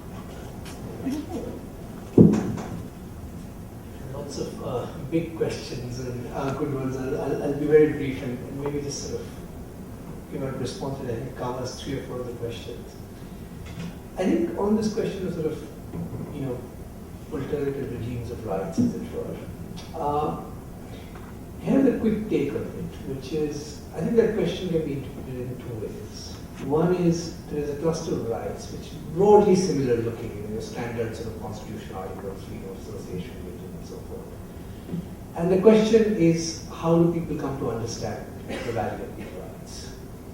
And I think in a pluralistic society, part of what you have to allow for is a pluralistic understanding. So I'm not pursuing, it could be that I don't want to impose anything on you just simply because it's my Christian duty. Or it could be simply because I think it's just, a pragmatic arrangement.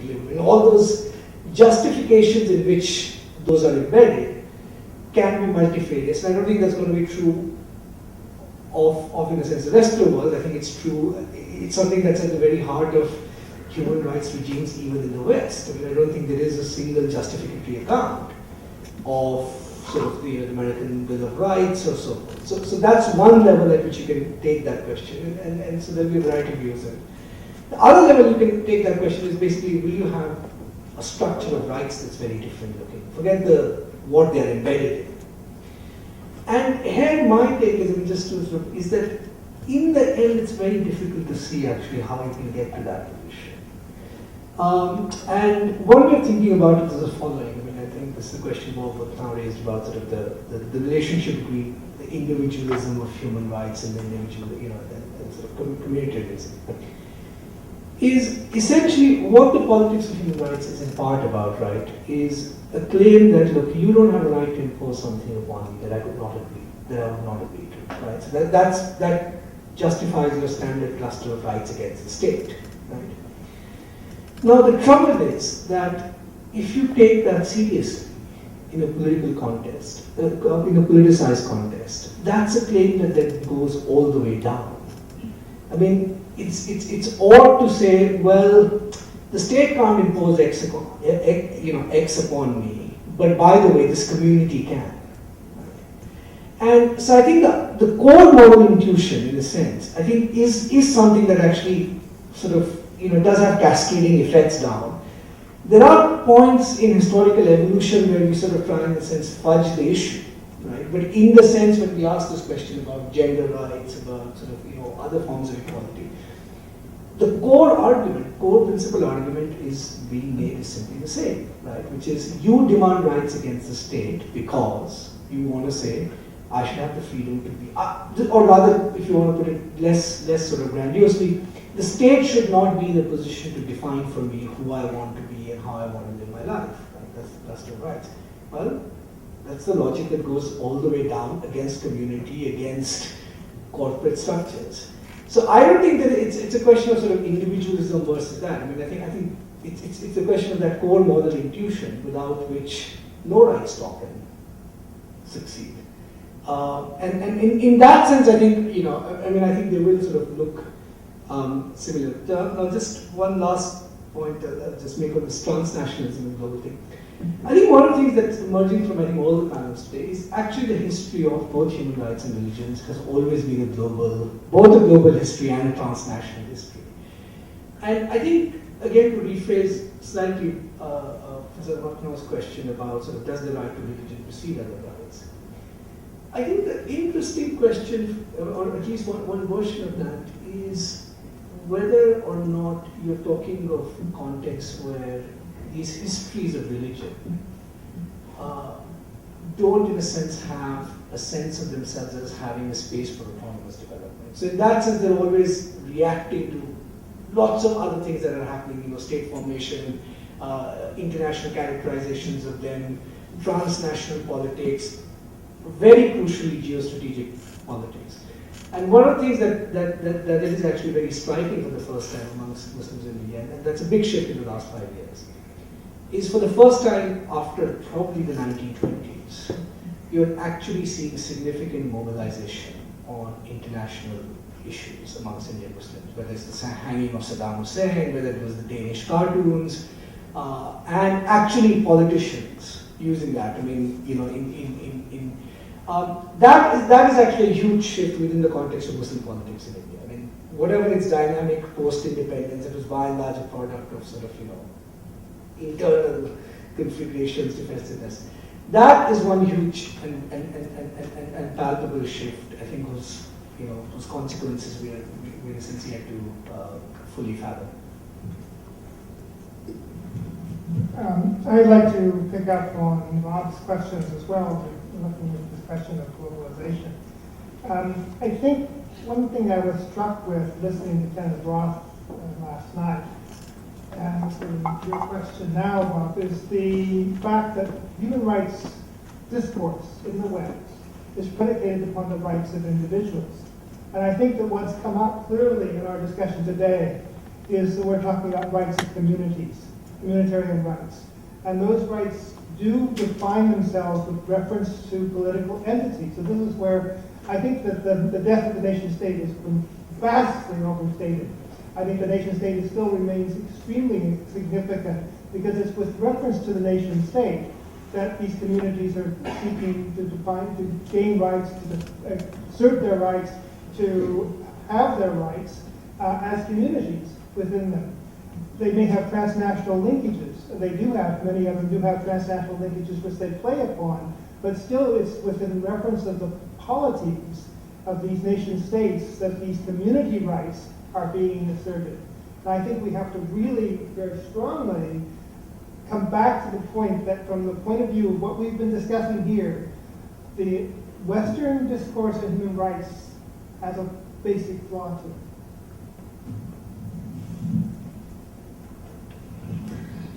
In the case of China, the state does have a communitarian vision of what rights are. They've dropped what was really a standard, I don't know if it's standard, but a Marxist projection of Western human rights as bourgeois superstructure. And in response to globalization, in response to the fact that they have to talk with large numbers of countries throughout the world, in response to human rights regimes and NGOs, they have changed their vision, or their written vision, their discourse of what human rights is. And to me, it's not terribly convincing, but seeing the context of where they've come from, what they say is that at present, you have economic and social rights. You have rights to well-being, and we will tell you how to pursue those. But at present, you don't have civil rights. Civil rights will have to wait. And the problem with this in the Chinese context, and I think it would be pretty much the same in the other, in almost any context, is that it leads to arbitrary application of the principles. That means that for religious groups, that means what you're doing is okay until I tell you that it's not.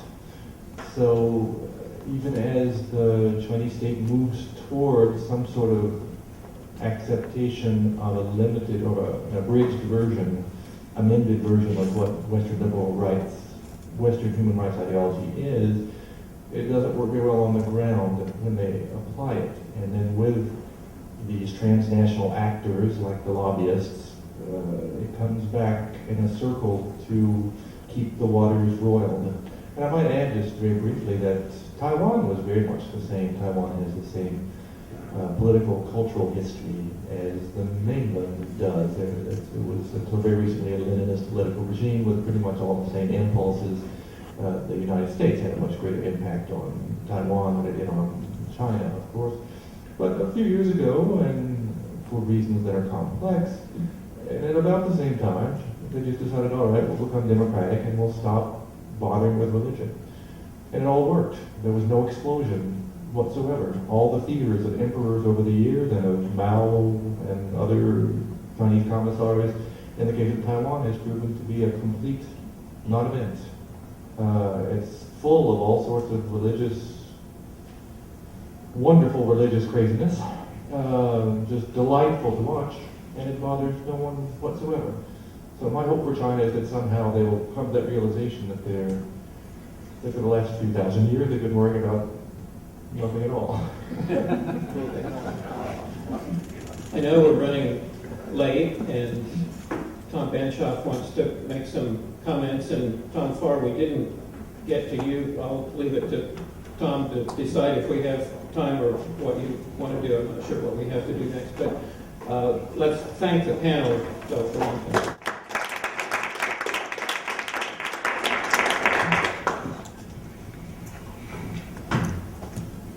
We are running a little late, Tom, and we'll have a chance to continue the conversation more informally. The weather has gone from bad to really bad, and I don't want to keep people very long. I certainly don't want to try to summarize our conversations today. I think the point of this conference was not to arrive at some clear answers, it was to pose some questions, to frame some issues, to focus on some tensions, some complexities, and I think we've really excelled and overachieved that goal today. Let me just note that the papers will be available on the web toward the middle of the week at the Berkley Center website. I will also note that this is an ongoing project, and you can tell we're asking questions, we're not giving up on this right now. We're going to try to pull this together as a volume, a book, to really make a lasting contribution, an effort to bring together these two worlds of religion and human rights, to get beyond the sort of theological, philosophical, and legal, to practice issues of politics, and I think we're off to a tremendous start. At the end of the conference today, some thanks are in order. I'd like to thank Bob Wuthnow, my co-convener, for his help in helping to frame the questions, helping to frame the agenda of this conference. I'd especially like to thank my staff, Melody Fox Ahmed, and especially Sarah Gorfinkel, for their expert work in pulling together our meetings today. I'd like to thank you all for coming, and I suppose most of all of the panelists for their contributions.